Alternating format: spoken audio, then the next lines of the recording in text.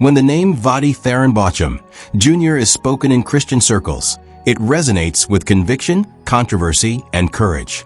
Born on March 11, 1969 in Los Angeles, California, and passing away on September 25, 2025, Botcham carved a unique path as a theologian, pastor, professor, and author whose words often stirred debate yet inspired thousands.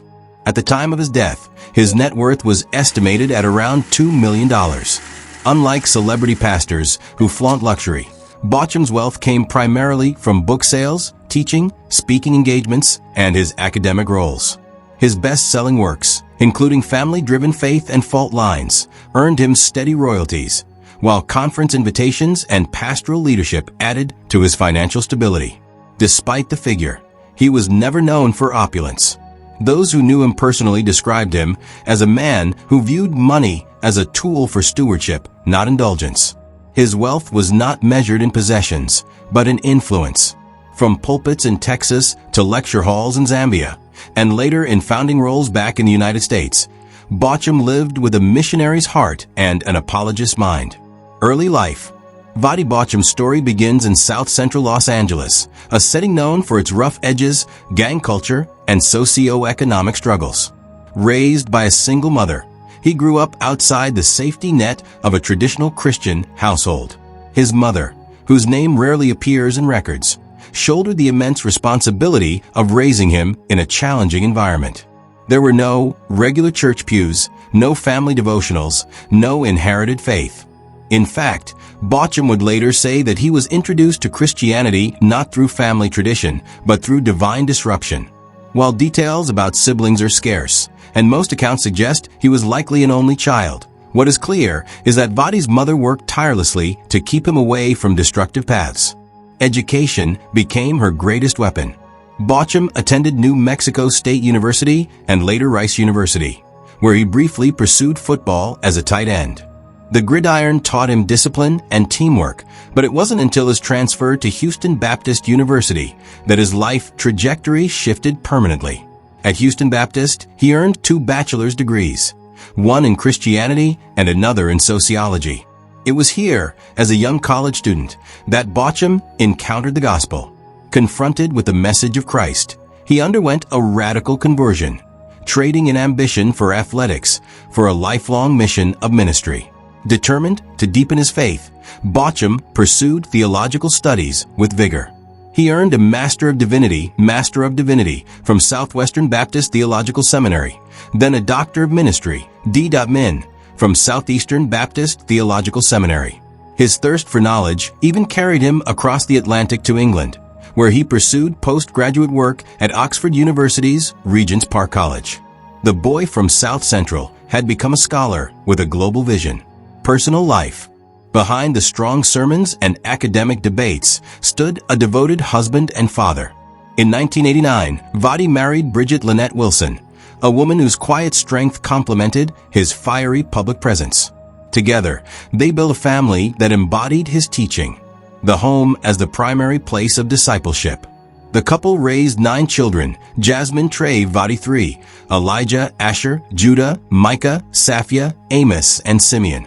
Some were biological, others adopted, but all were loved with equal devotion. Home education was central to their household. The Botchams believed in raising children not merely for academic success, but for spiritual resilience. Family was not just his subject matter, it was his life's laboratory. In his books like Family Shepherds and What He Must Be, he shared principles that were first lived out around his own dinner table. Faith, of course, was the anchor. As a Reformed Baptist, Botcham was unapologetically Calvinist, often emphasizing the sovereignty of God, the sufficiency of Scripture, and the necessity of expository preaching. His sharp critiques of cultural Christianity and social justice movements made him both a hero to some and a lightning rod to others. Beyond ministry, Botcham had unexpected interests. He was a Brazilian jiu-jitsu practitioner, starting in 2012. In Zambia, he even founded a jiu-jitsu academy, seeing martial arts as both discipline and outreach. He also lent his deep, commanding voice to Christian films, serving as a narrator for productions like Genesis, Paradise Lost, Whether on stage, at home, or on the mat, Voddie Baucham lived intentionally.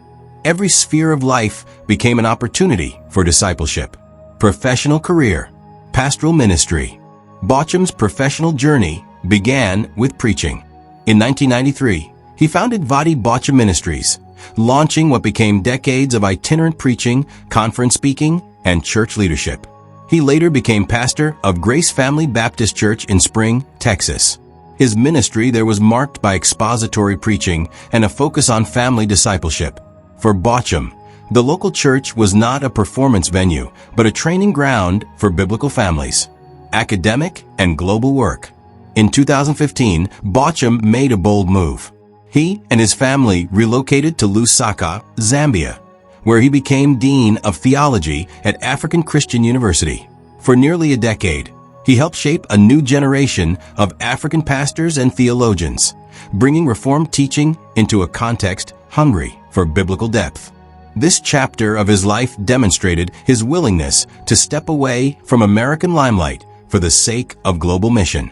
By 2024, he returned to the United States, and in early 2025 became the founding president of Founders Seminary in Cape Coral, Florida. His dream was to build an institution rooted in the sufficiency of Scripture, preparing pastors who would stand firm against cultural drift. Writing and apologetic. Books cemented Botcham's reputation. Works like Family-Driven Faith, The Ever-Loving Truth, Expository Apologetic, and Fault Lines gave voice to his theological convictions. Fault Lines, in particular, made waves in 2021. In it, Botcham critiqued critical race theory and the broader social justice movement, arguing they threatened to divide the evangelical church. Some accused him of ignoring systemic injustice, but many others applauded his courage in challenging ideologies he believed undermined biblical authority. Health battles. In 2021, at the height of his influence, tragedy struck. Botcham suffered heart failure and was rushed into emergency surgery. He would later undergo a quadruple bypass. The Christian community rallied around him. A GoFundMe campaign raised more than $1.4 million for his medical treatment. Though he recovered enough to continue ministry, his health remained fragile. That fragility would foreshadow his final chapter. College career. While not as widely publicized as his ministry, Botcham's early years in college football shaped his discipline. At New Mexico State University and later Rice University, he played as a tight end, balancing athletics with academics. Though he eventually transferred to Houston Baptist University to pursue ministry, the lessons of teamwork, endurance, and perseverance carried into his pulpit and classroom. In many ways, football was Voddie's first seminary, where he learned resilience under pressure, a skill he would later apply in theological battles far fiercer than anything on the field. House tour and car collection. Unlike celebrity preachers known for sprawling estates and flashy cars, Botcham lived simply. In Texas, his home reflected the warmth of family life rather than architectural grandeur. In Zambia, his family embraced modest housing suitable for missionaries and educators, prioritizing ministry over comfort. When he returned to the U.S. in 2024, he resided near Founders Ministries in Florida. Those who visited noted a man more interested in a full library than a full garage. As for cars, there is no evidence of a luxury collection. If anything, Botcham's vehicles of choice were books, classrooms, and pulpits, means of transporting truth rather than himself. Cause of death. On September 25, 2025, just days after his 56th birthday, Voddie Baucham died following what was described as an emergency medical incident. Founders Ministries released the news, sparking an outpouring of grief across the globe. Given his history of heart disease, many suspected a cardiac event, though official statements have not disclosed precise medical details. His passing was sudden, shocking even those familiar with his health struggles. He leaves behind his wife Bridget, 9 children and grandchildren, as well as countless students, readers, and listeners shaped by his teaching. Voddie Baucham's legacy is one of fearless conviction. He was not afraid to stand against cultural trends, even when doing so cost him popularity. He insisted that fathers disciple their children, that pastors preach expository sermons, and that Christians evaluate every idea through the lens of Scripture. Some found him polarizing. Others found him prophetic. But none could ignore him. In Zambia, his influence lives on in the African Christian University. In Florida, his vision continues through Founders Seminary. In homes around the world, his books guide parents and pastors alike. At his funeral, many would likely recall his oft-repeated theme, "The Bible is enough."